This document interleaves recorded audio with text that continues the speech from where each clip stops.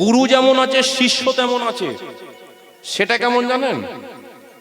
সৎ গুরুকে যদি আপনি ধরতে পারেন, গুরুদেবের কৃপাতে শিষ্যর ভগবান দর্শন হয়ে যাবে। আবার শিষ্য যদি সৎ হয়, শিষ্যর দ্বারাতেও গুরুদেবের ভগবান দর্শন হয়ে যাবে। তাহলে গুরু যেমন আছে শিষ্য তেমন আছে। সেটা কেমন? একদিন এক গুরুদেব একটা শিষ্য বাড়িতে এসেছে।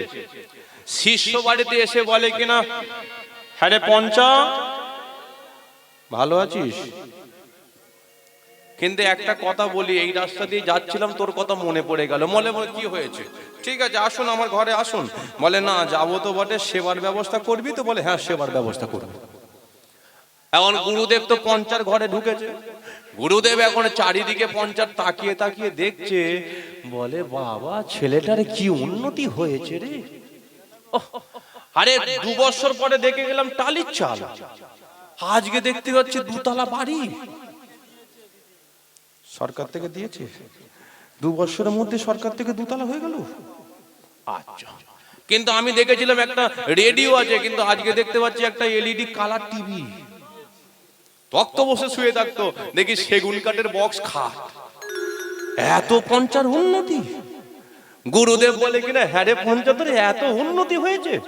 পঞ্চা বলে কিনা, গুরুদেব যা কিছু দেখছেন সবই আপনার চরণের গুণেই হয়েছে। বলে কালার টিভি কি করে হলো? বলে আপনার চরণের গুণেই হয়েছে। বলে স্টিলের আলমারি কি করে হলো? বলে আপনার চরণের গুণেই হয়েছে।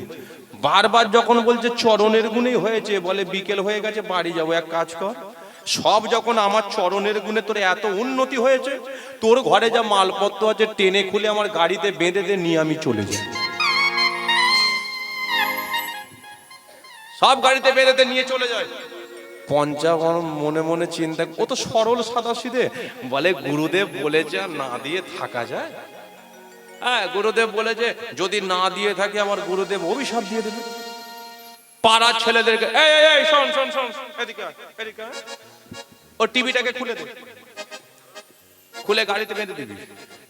যে আলমারি টালমারি আছে, যাবতীয় যা কিছু আছে সব গুরুদেবের গাড়িতে তুলে দিবি। সব কিছুই আজকে তুলে দিয়েছে। কিন্তু সব যখন গাড়িতে তুলে দিয়েছে, এদিকে গুরুদেব বলে, হ্যাঁ রে পঞ্চা, এবার আসি, আর তো কিছু নেই, আরো একটা আছে। ওরে বাবরে, এত কিছু দিলে আরো আছে?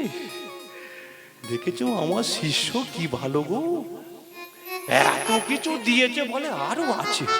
এইরকম শিষ্য যদি আমার গোটা কত থাকে না, সারা বছরের অভাবটা চলে যাবে। গুরুদেব মনে মনে চিন্তা করছে আরো অনেক কিছু মালপত্র আসবে। গাড়িতে বসে আছে, অপেক্ষা করছে। পঞ্চা কি করেছে, ঘরের ভেতর থেকে একটা ধারালো চকচকে ঝকঝকে কাটারি বের করে আনছে। কাটারি মানে আগের দিন সবে শান দিয়েছে। হ্যাঁ, কাটারিটা যখন বের করে আনছে, গুরুদেব বলে কিনা, দেখেছো আমার শিষ্য কি ভালো, এত কিছু দিয়েছে, তার কাটারিটাও দিয়ে দেবে, কাটারিটাও দিয়ে দেবে। পঞ্চা কি করেছে, কাটারিটা এনে যখন সামনে দাঁড়িয়েছে, গুরুদেব বলে, হ্যাঁ রে বাপ পঞ্চা, এটাও রাখবি না, এটাও আমায় দিয়ে দিবি? তোর এত ভক্তি। পঞ্চা বলে, এটা দেব না। যেই বলেছে দেব না, গুরুদেবের দিকে থরথরানি শুরু হয়ে গেছে। বলে বাপ কি করবি? বলে এটা দিয়ে একটা জিনিস নেব।